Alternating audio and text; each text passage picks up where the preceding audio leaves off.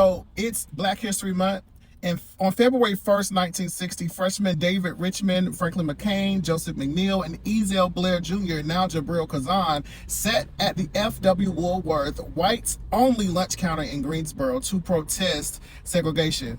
So now on A&T campus, there's a February 1 monument that marks this important occasion, and this sets our campus apart in our history and legacy of civil rights. The four courageous freshmen who conducted the sit-in, which was the catalyst for similar sit-ins nationwide, they are portrayed in a bronze depicted in similar clothing that they wore that same day. And on the monument is a summary of the sit-in movement. Now, when they sat at that 66-seat L-shaped metal counter at 132 Elm Street, they were denied service, but they stayed until they were forced to leave.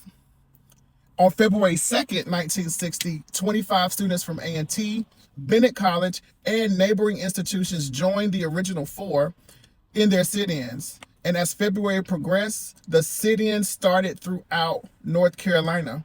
And before the month ended, the sit-ins had spread to more than 250 U.S. cities. So now get this, all of their efforts, they were not in vain. So on July 1960, the Woolworth's lunch counter in Greensboro was finally desegregated.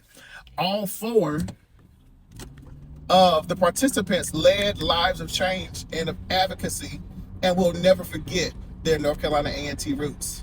Now the Woolworth lunch counter in downtown Greensboro is now part of the International Civil Rights Center and Museum.